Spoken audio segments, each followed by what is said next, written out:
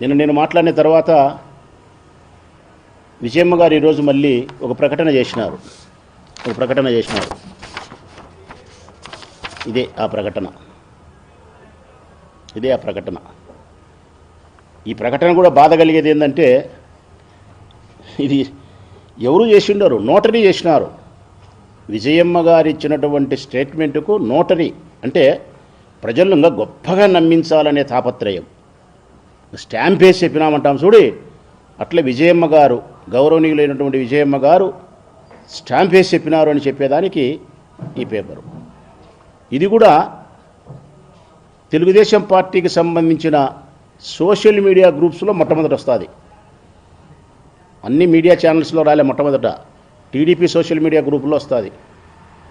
దీన్ని బట్టి అర్థమవుతుంది స్క్రిప్ట్ ఎక్కడ తయారవుతుంది, ఎవరు రాస్తున్నారు, షర్మిలమ్మకు ఎవరు పంపిస్తున్నారు, షర్మిలమ్మ వాళ్ళ తల్లిగారి పైన ఎటువంటి ఒత్తిడి చేస్తుంది.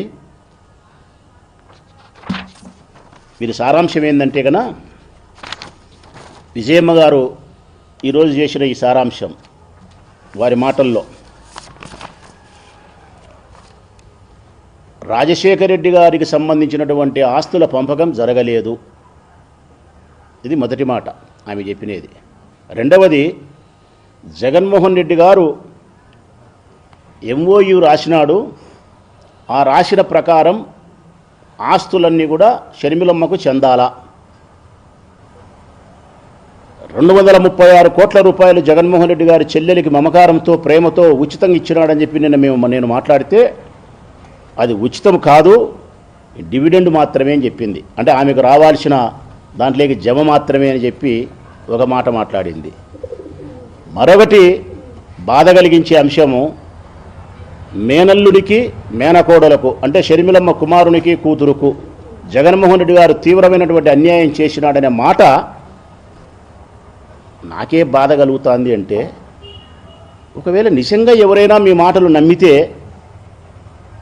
మీ బిడ్డను, మీ కుమారుణ్ణి ఏ విధంగా భావిస్తారు తల్లి?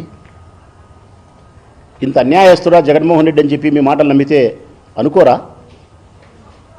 ఈ రాష్ట్రానికి మాజీ ముఖ్యమంత్రి నీ కుమారుడు, రాజశేఖర రెడ్డి కుమారుడు, ఈ రాష్ట్ర మాజీ ముఖ్యమంత్రి, ఇంకా 2-3 దఫాలు ముఖ్యమంత్రి అయ్యే ప్రజాభిమానం కలిగినటువంటి నాయకుడు నీ బిడ్డ.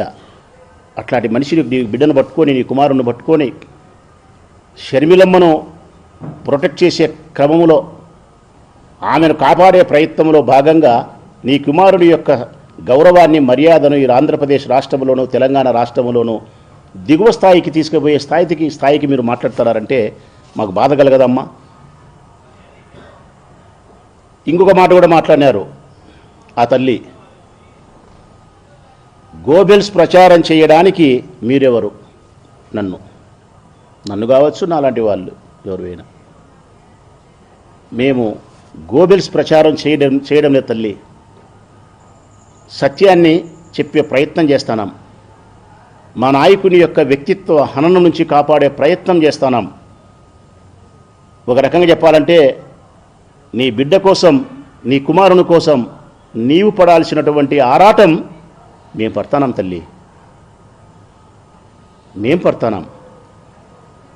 మా భార్యలు, మా పిల్లలు, మా కుటుంబ సభ్యులు, దాదాపు కొన్ని లక్షల మంది నీ కుమారుణ్ణి అభిమానించే, ప్రేమించే వారి కుటుంబ సభ్యులమైనటువంటి తల్లుల పిల్లలం మేము పడతాం. నువ్వు పడాల్సిన ఆరాటం, మా బాధ అదే. మీరు పడలేదే ఆరాటం పడకపోవడం, పైగా షర్మిలమ్మ కోసం జగన్మోహన్ రెడ్డి గారిని దిగదార్చే ప్రయత్నం చేస్తున్నారనేదే నా బాధ. ఎందుకు మేము గోబెల్స్ ప్రచారం చేస్తాం తల్లి? ఈ 2 కళ్ళల్లో కుడి కన్ను గొప్పది, ఎడమ కన్ను గొప్పది కాదమ్మా. 2 కళ్ళు సమానమే. రాజశేఖర రెడ్డి రక్తమైనటువంటి షర్మిలమ్మ, జగన్మోహన్ రెడ్డి గారు మాకు 2 కళ్ళతో సమానం. 2 కళ్ళతో సమానం. ఏ కన్నును కూడా మేము గాయపరిచే ప్రయత్నం చెయ్యం. కానీ ఇక్కడ శృతి తప్పి రాగాన పడుతుంది. ఇంటి గుట్టు ఈదికెక్కించినారు, ఈదికెక్కించినారమ్మా. మీ కుమార్తె, నీ మరిది కుమార్తె సునీతమ్మ.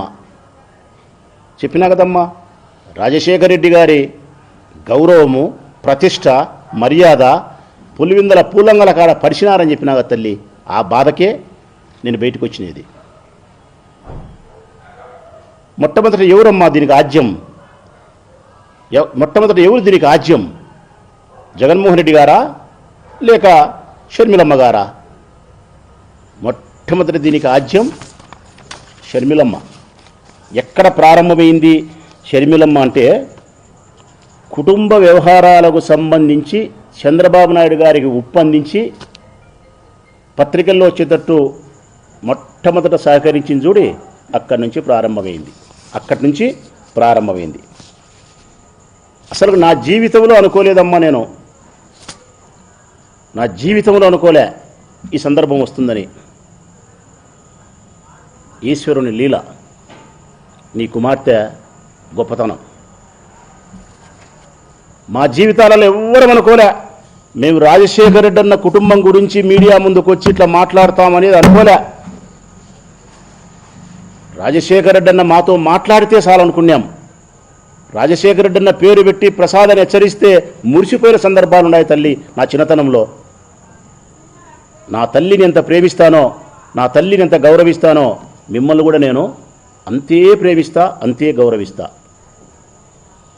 కానీ అంతకంటే ప్రధానమైంది ధర్మం అనేది ఒకటి ఉంది తల్లి, న్యాయం అనేది ఒకటి ఉంది తల్లి, ఆత్మగౌరవం అనేది ఒకటి ఉంది తల్లి, మా నాయకుడు అనేది ఒకటి ఉంది తల్లి. మాకు 100 6 100 సరే, సూర్యుడు యాపక్కన ఉదయించని మా నాయకుడు జగన్మోహన్ రెడ్డి గారి యొక్క వ్యక్తిత్వాన్ని కాపాడాల్సిన బాధ్యత ప్రతి కార్యకర్తకు ఉంది.